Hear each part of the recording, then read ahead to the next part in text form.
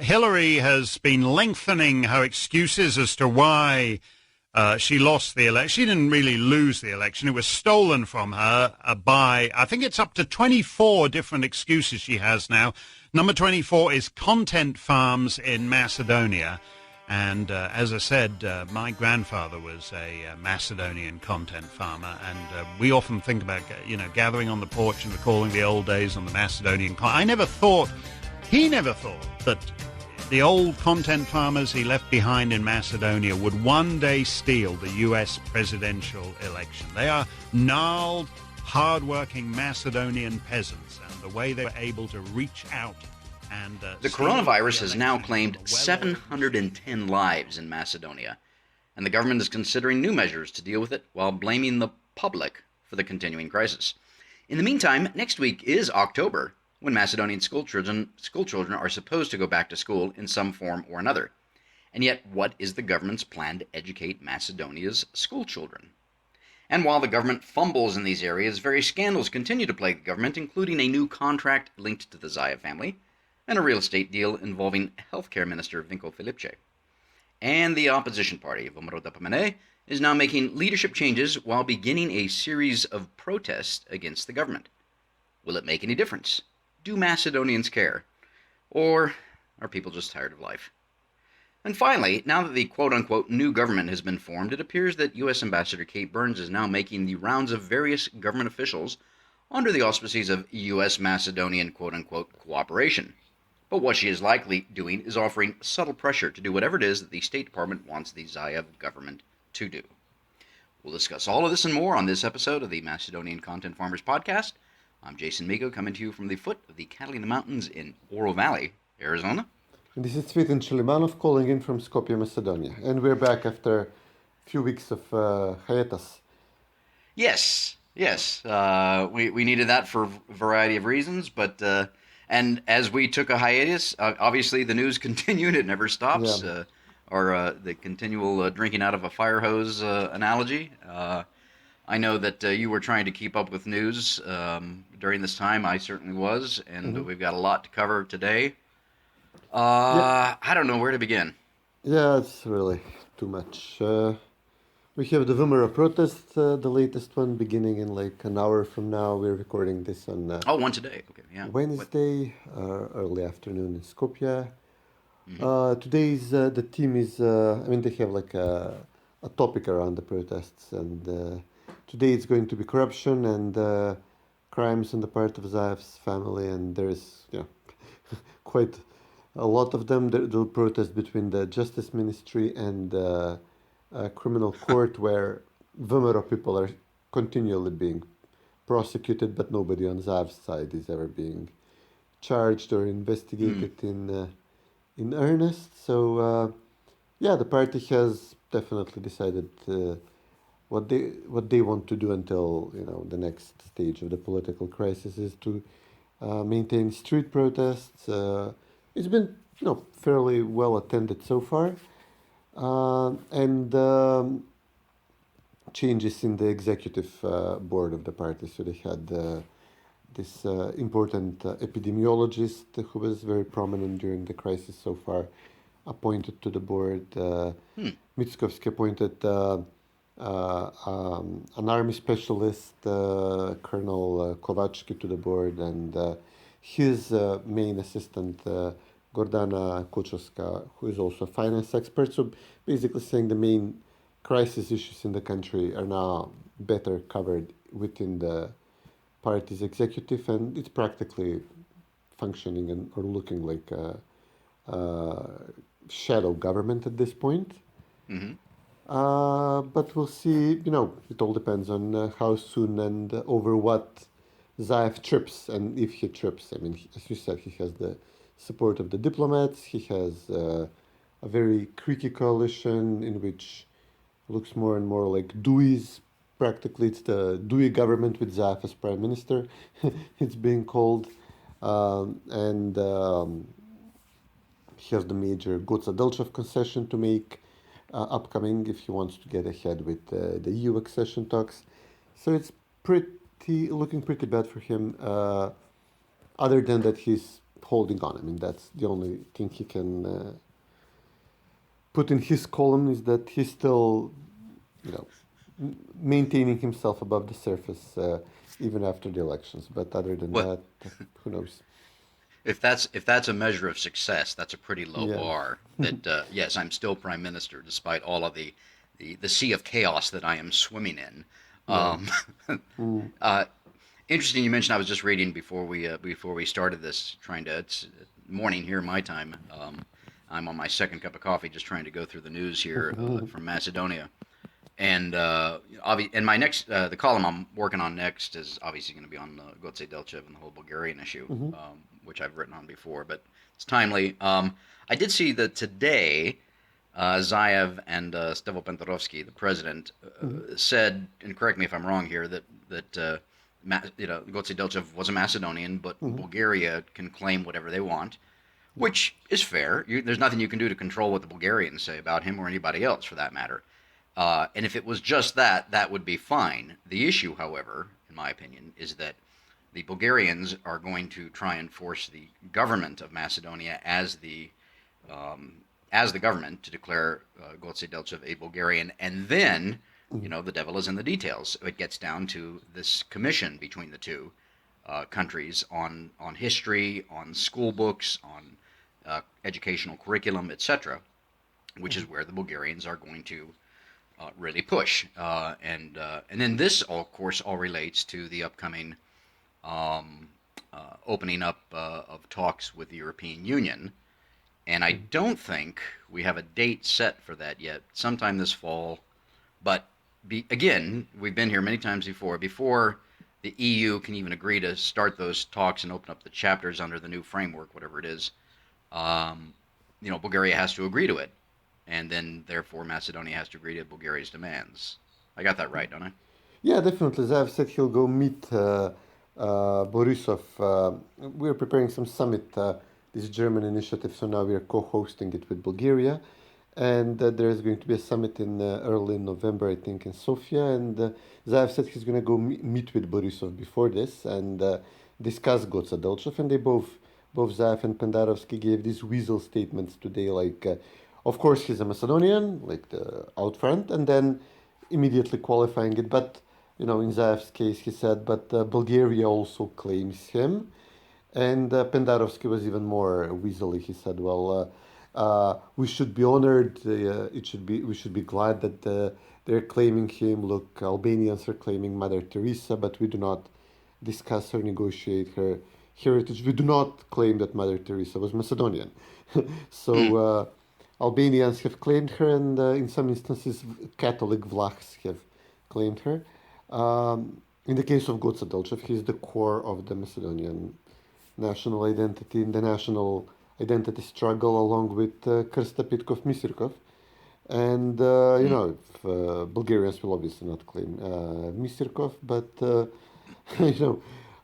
this is a big deal. And these guys are trying to, charm their way through the situation, or, laugh through it, or weasel their way out. Like he was Macedonian, but something, which would also placate the Bulgarians. And it depends on internal Bulgarian political developments by then.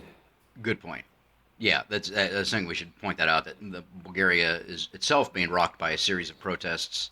Borisov has been prime minister, I don't know how long, but his government is probably on its last legs, and so there's a degree of Bulgarian government pointing at scandals or at issues outside of Bulgaria to try and distract attention away from their own internal problems. That brings up the question then, if, let's just assume for a moment that there was a different government in Bulgaria, a center-left government, would they hold the same position? No, I mean, yeah, definitely. I expect they will have a socialist Turkish government. This is the platform Europe has been moving along. The left and the Muslim minority joined together. I don't see the socialists, even with the energetic president Rumen Radev, who is leading the protests, winning outright. And I suppose they would, Borisov relies on several very nationalist parties for to prop up his votes. There is some growing, like a civic, like a moderate party in the middle, like a liberal party, which might be somewhere in between. But it's very likely that they will have a socialist slash Turkish coalition.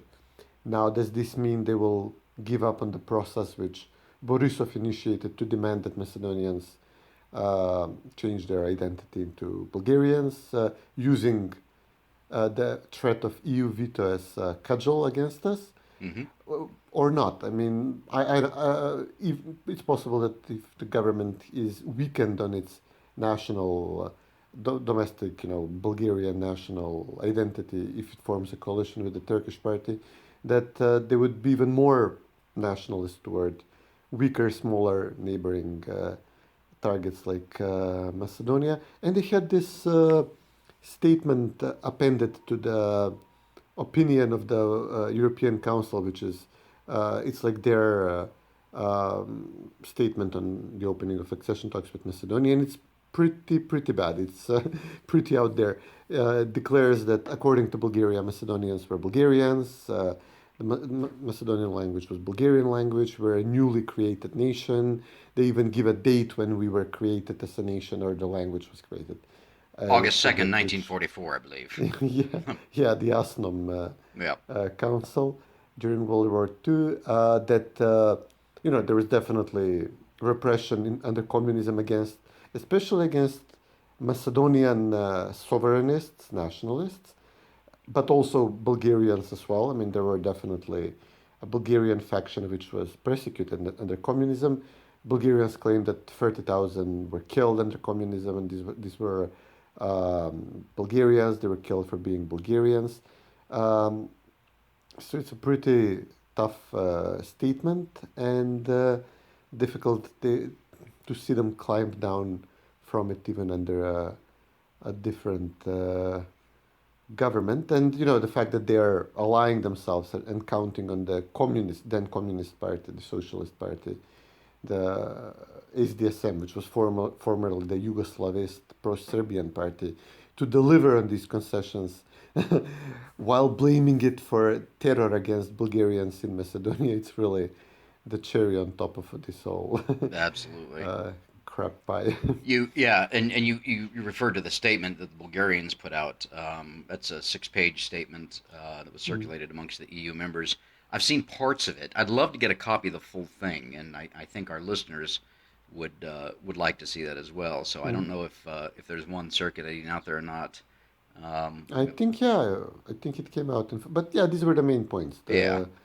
The genocide of, I mean, I'm not sure they use the word genocide, but yeah, mass killings, repression of Bulgarians in Macedonia, and the fact that we were Bulgarians and the language is Bulgarian, and this becomes now a much more extensive condition for opening EU accession talks than the Greek demand that we change the name of the country. I mean, Greeks managed to smuggle a whole lot of things into the Prespa Treaty while claiming that their main demand is change of the name.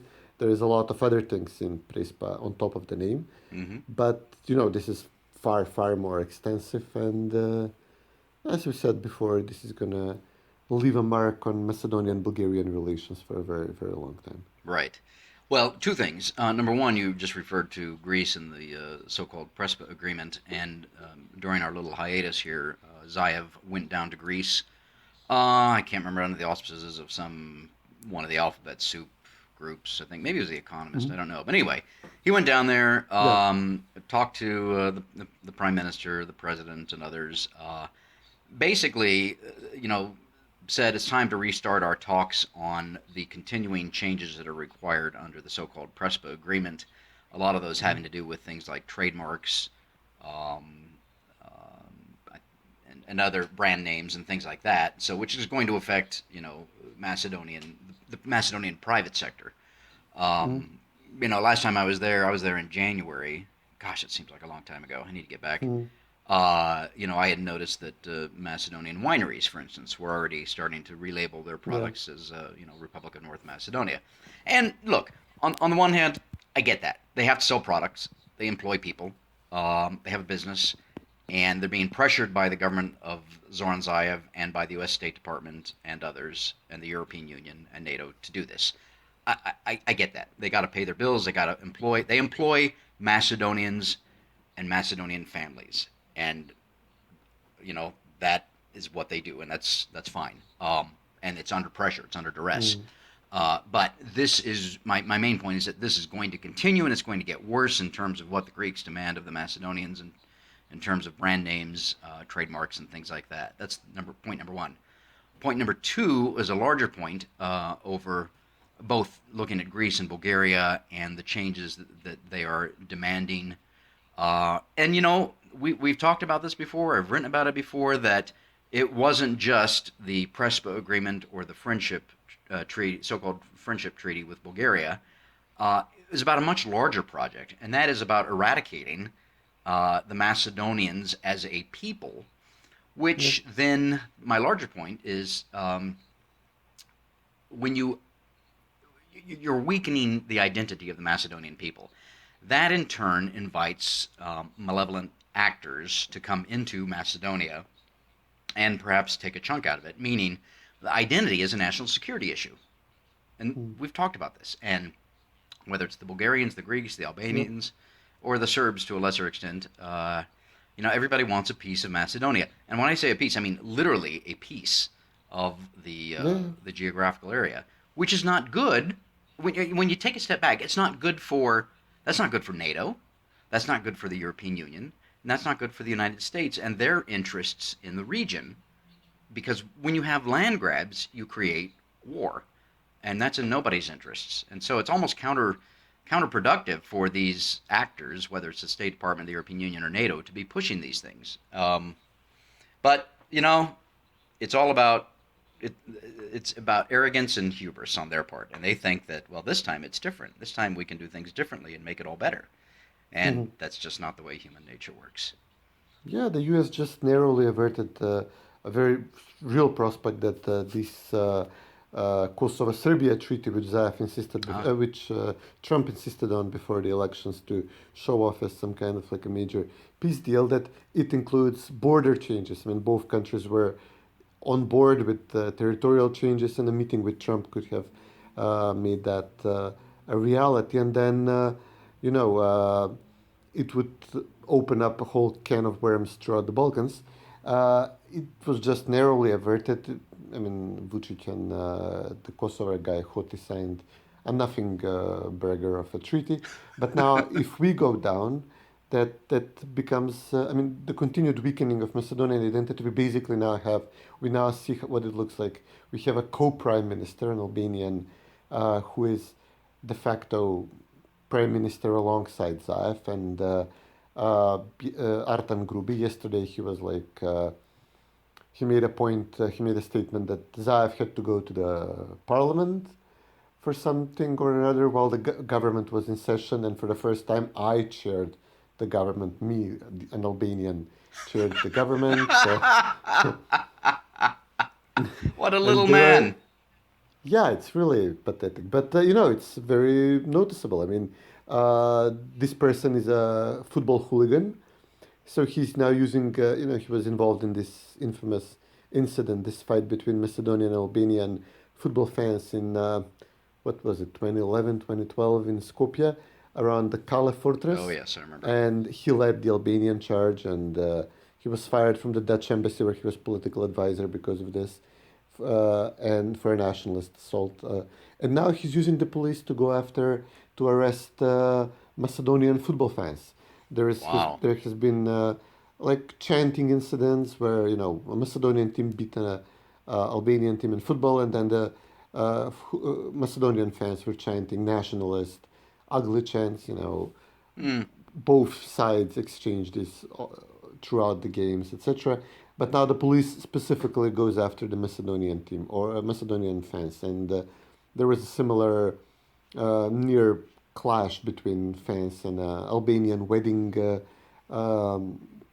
party, and again the police is going after arresting the Macedonians, which is noticeable. The government made a decision that is fast-tracking the construction of a railway to Albania, even while a major project to Bulgaria remains stalled, and I think a German company which is hired to work on it gave up, said, there is no working with this in this country with this government. We're leaving a few. So, infrastructure which is important to Macedonians is being delayed, while the highway to Kosovo becomes a priority. A railway to Albania, which was never priority, suddenly becomes priority. So this is what it looks like when Albanians run the country and take over the government. This is going to continue, Right. whether and when it extends into, as you said, territorial changes or some calls for maybe cantonal organization, federalism, decoupling of some kind, remains to be seen. But at this point, it's becoming for Macedonians harder and harder to live in this country. There is even now DUI practically controls the levers of public sector hiring. So they have the finance minister and the public administration minister. So you won't be able to hire anybody in the public sector without DUI approving this. And also they're now pushing a program to have subsidies for Albanian companies for hiring Albanians, because this would improve the diversity in the private sector. We already have this in the public sector, and it's a complete mess and an unworkable model. Now they want to extend it into the private sector. So these are all fronts on which Albanians are assertive and advancing against Zaev. And Zaev has no defense because he did not win the Macedonian vote. He has no legitimacy among Macedonians and is completely dependent on the Albanians for the survival, for his political survival. So that's going to yeah. continue getting ugly. Yeah, well, a couple of points. Let's start with diversity in the private sector. I think that's an interesting one. And the government is doling out public funds, taxpayer funds, then, to private companies that employ members of the minorities, and in particular, the ethnic Albanian minority. I always thought, this is a conservative podcast, Cvetin, and as a free market capitalist, I always thought that it was up to the private sector to make their own decisions on what's best for the bottom line and how they make a profit, whether they're for their shareholders or their owners or whoever. And if it works for them to hire ethnic Albanians or other minorities because that's good for business, then they should do so based as a business decision. The government certainly has no right whatsoever to be using public funds, taxpayer funds, to do so. Back on Artan Grubi, Independence Day on the 8th, I noticed he put out a little video. I think you could tell just by watching the video, he was very proud of it. And obviously he spoke completely in Albanian, subtitled in Macedonian, and never once mentioned the word Macedonia, or never even mentioned, the N word in Macedonia, which is quite a linguistic feat. But then at the very end, he's got his own clever little logo, an A and a G, Artan Grubi, and they blend into each other. It's a stylistic AG, which just screams vanity, and that's what he is. I mean, he's a pretty boy. Okay, he was groomed by the Dutch embassy. I don't know what his educational background is. Poli-sci or something like that, which, as we know, no offense to those who have poli-sci degrees, but you can't do anything with them. At least in this country. But he's a pretty boy. He was groomed for this. Power's gone to his head. He thinks he's to use an analogy that I like to use a lot, and I beg the forgiveness of listeners right now. He thinks he's hot shit on a silver platter when he's really just cold diarrhea on a cement floor. And don't edit that. And that's what he is. He's just, and his time has come, and he will go as well at some point. He just doesn't realize that because he's too vain. Let's see here.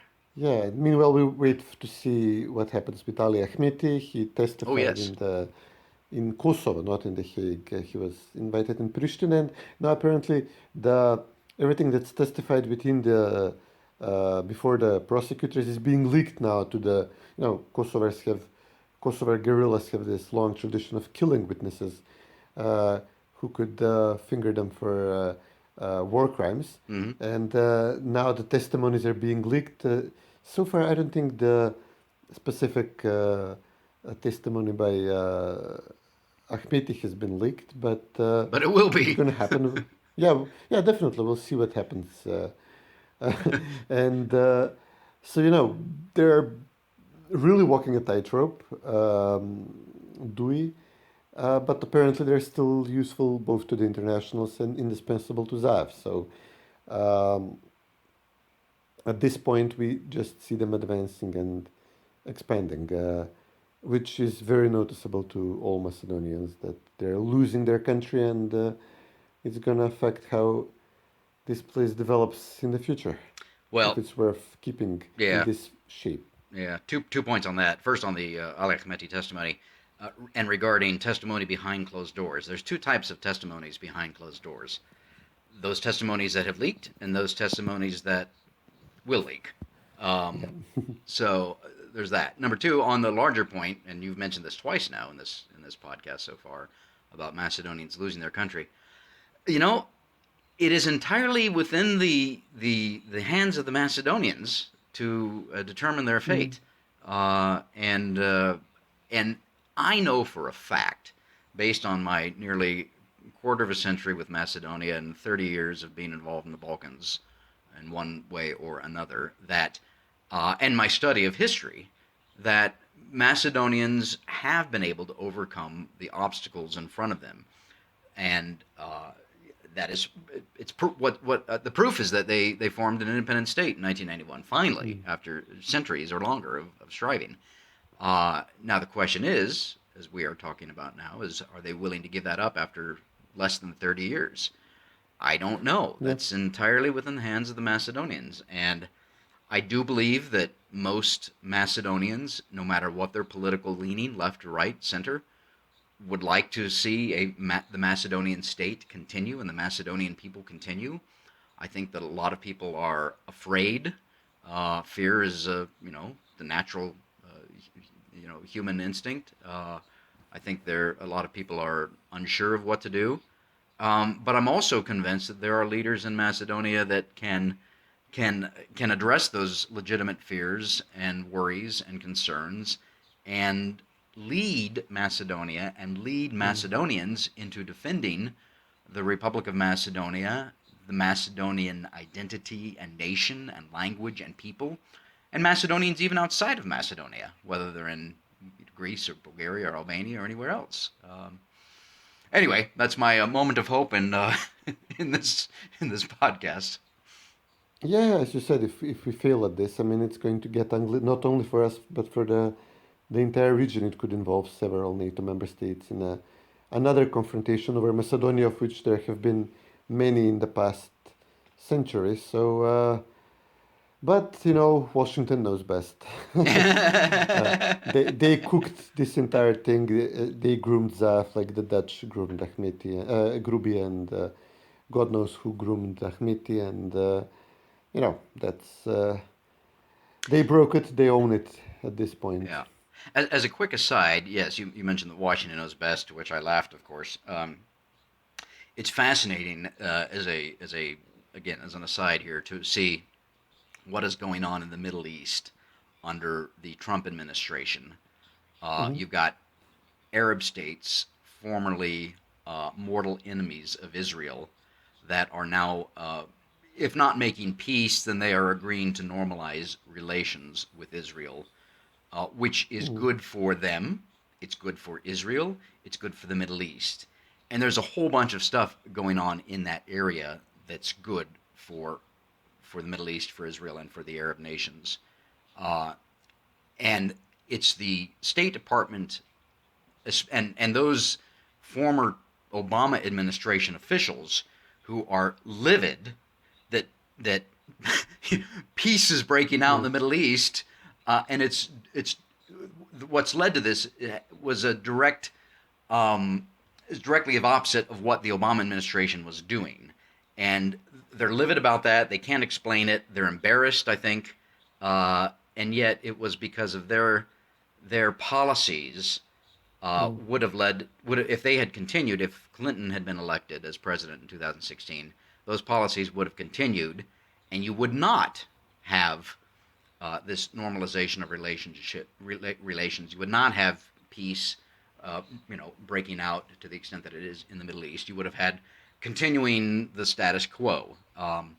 And so it's the mandarins of the State Department and the former Obama administration, the think tanks, the media especially, and others that we've seen as a result of what's going on there that they really don't know what's going on, and they really are foolish. At the same time, though, that does prove, though, that things can turn around. Just don't listen to the State Department. Yeah, the one or two things Trump was doing foreign policy-wise, he was focused on, worked out good. Unfortunately, he was not focused on that many things around, and he just allowed this institution to continue to fester. And they obviously do not speak for the administration, for the embassies around the world. They continue to push their own policies and even use foreign countries' intelligence and prosecutors in foreign countries to turn around and harm the Trump administration even still. But, that's,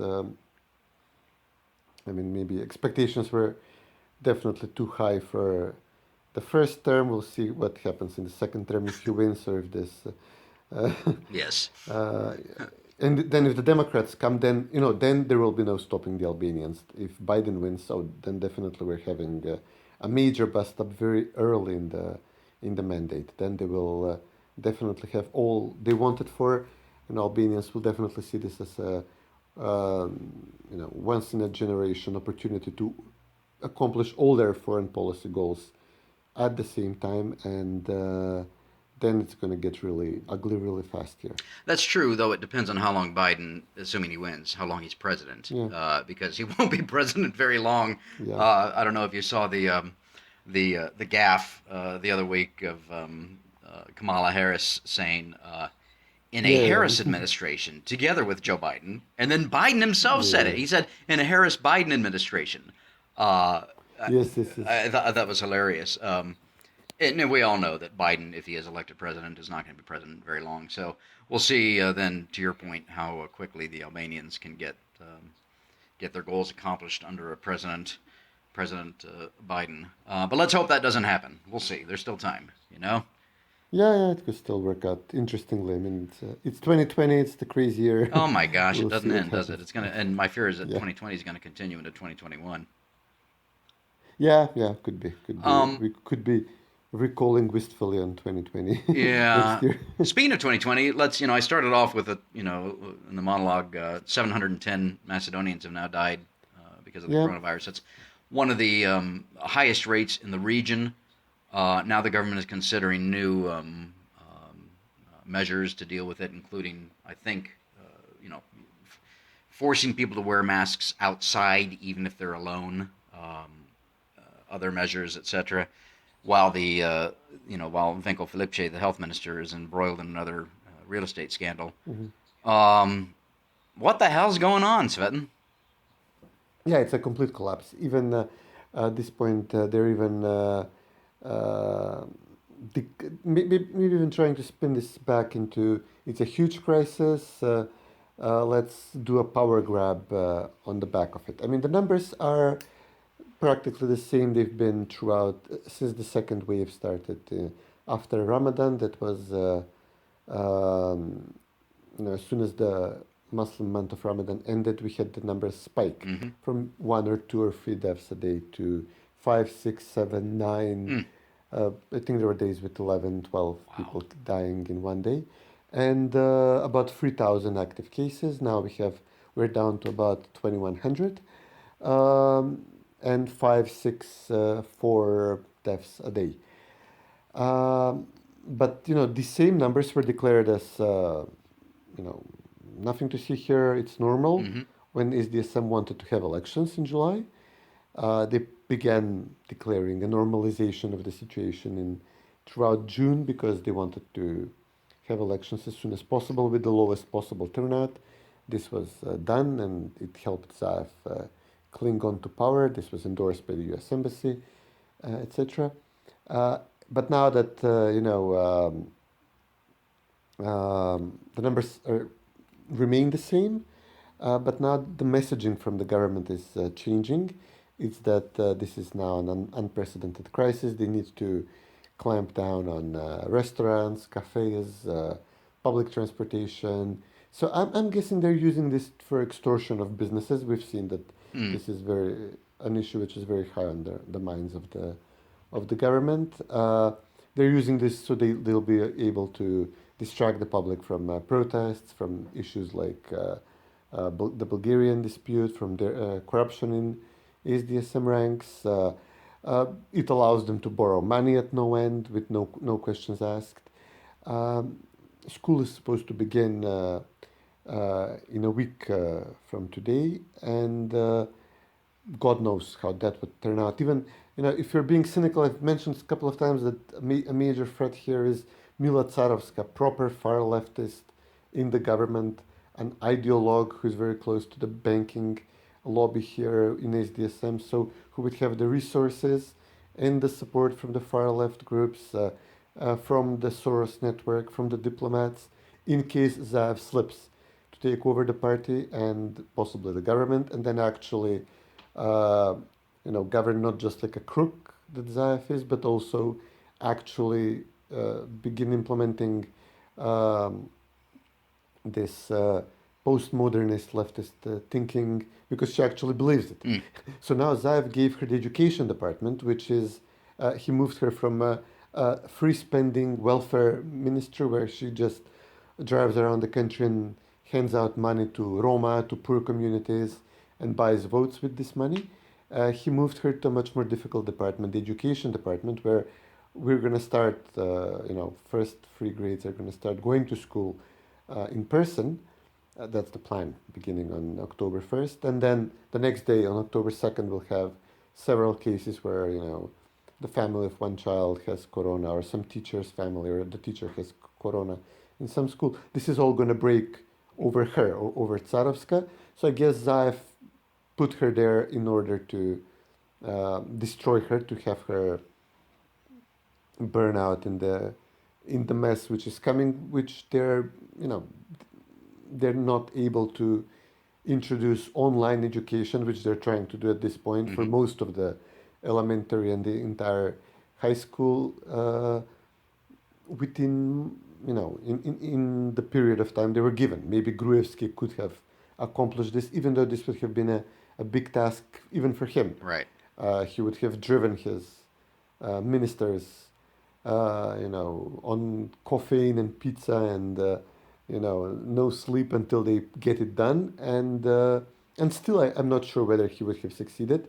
There is no chance in hell SDSM and DUI are gonna be able to do this. So yeah, this big mess is going to begin in October, while, as you said, the healthcare minister, who is now fear-mongering, is in the meantime obviously mostly focused on enriching himself. He was involved in the racket scandal. He continues purchasing real estate across the country and across Skopje mainly, and developing it. He cannot explain where he got the money to do this. Nobody's asking him in the, he does not even make many press conferences anymore. So yeah, it's a big, there's a lot of indication that the government is using the corona situation to for corruption, and as well as to distract the public from its corruption, while in the meantime they're trying to create some sense of rule of law and normalcy. So Zaev and Filipče, the healthcare minister, and one of Zaev's main lieutenants in the government, Lipcho Nikolovsky, who is going to be the anti-corruption deputy prime minister. Yeah, they were riding motorcycles. Zaev loves doing this, showing off his BMW motorcycles and stuff like that. They were riding through Skopje, Zaev and Nikolovsky on one motorcycle, and Filipče after him, and nobody was wearing a helmet, which is mandatory. Great. So today they informed the public that all three were fined 50 euros for not wearing helmets on a motorcycle. So they're robbing the country blind. They're completely mishandling the crisis. They're trying to set each other up, giving each other, uh, assigning positions to political enemies within the government, hoping they slip up and mess up the entire education process. But at the same time, okay, well, we find Zaev, who says he's worth 9 million euros. We find him 50 euros, and we find his healthcare minister who keeps buying Mount Vodno and buildings on it. We find him 50 euros because they were riding a motorcycle with no helmet. I mean, this is the state of the nation at this point. Wow. Well, that's not between the scandals, the coronavirus, and the continuing deaths, the fact that the Macedonian school children are going to lose an entire year. I think it's worth pointing out. You mentioned that school starts next week, beginning of October. It's supposed to start traditionally on September 1. Now we're looking at October 1. They're not going to have their act together. Between the continuing interference, as I referred to, and we really haven't had a chance to get to it, the continuing interference of the U.S. government in the form of Kate Burns, the U.S. ambassador there. At least the weather's nice. Yeah, pretty mild autumn, pretty mild summer. We're still allowed to go outside. I mean, pollution still hasn't kicked in, and still no curfew from the government. Even, we're locked into Macedonia. We can't go anywhere without PCR test. This is like the corona test you have to do, and it costs like 200-300 euros for a family of 4 to go to Bulgaria, and we can't even go to Greece. We can go to Serbia. I made a horrible mistake of going to Albania, like many others. Albania does not require a test, and it contributed to the fact that we had a gap in our podcasting. And all I'm going to say about this is, guys, do not go to Albania. That's I'm going to leave it at that. All right. But people are kind of like, yes, you keep promoting the tourism in Macedonia, the videos, the odd articles. It's become a running joke here. People are mountain climbing. Some guys are like, making herds of horses or organizing like horse tours. So people are hiking around the country and checking out what's available here, what's within reach in Macedonia. Right. Okay. People getting out to see their own country for once. Good. That leads into I think that leads into our farmer's pick for the week. All right. Let's see here. Let me pull it up here. This is the group or the organization. A friend of mine, actually the son of friends of mine. I don't know him that well. He's a teenager. Created this channel on YouTube called Macedonia from Above, and he's very skilled with a drone. It's a 4K drone and music, and he just puts these beautiful little 2, 3, 4 minute videos together of places in Macedonia, and we've talked about, I think, 3 of them before. And the latest one that is our farmer's pick is, correct me if I'm pronouncing this wrong, Lazaropole, in Lazaropole. in the municipality of Mavrovo. Little village situated in these beautiful undulating hills at about 1,350 meters above sea level, so quite high in the western part of Macedonia. Anyway, it's just this beautiful little video of the village and the surrounding areas. I've never been there, actually, believe it or not. I've been to more places around Macedonia than most Macedonians, but this one I haven't been to. So on my next trip, I think I'm going to have to go visit that, and that is our farmer's pick for the week. Excellent. We'll link to this in the show notes and maybe into the video as well. Yep. Unless YouTube blocks me again. They keep blocking whenever I use some... Bloody hell. Mostly audio, but yeah. We need to, we'll have to do some research and finding some music that we can use for some of these things. I'll have to find out what music he's using for this video in particular. Anyway. Yeah, I play a little piano. I can Hey, there we go. Do the score for the podcast. I like it. I like it. Maybe we can get somebody. Maybe we can get an official a musical artist for the Macedonian Content Farmers podcast who we commissioned to do little bits and pieces of music. Yeah, hey, that's not a bad idea. You could. For our listeners out there, if you know of anybody you want to volunteer, let us know. The pay rate is fantastic. It is absolutely nothing.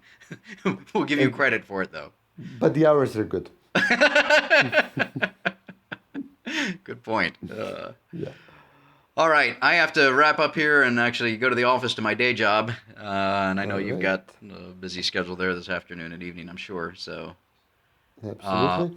We'll get back on schedule this weekend, I think, with our regularly scheduled podcast. Yeah. Yes, definitely. As long as I continue avoiding Albania, we should be fine. All right. Hey, greetings to the family. Great talking to you. Thank you, buddy. You too. Take care. Thanks.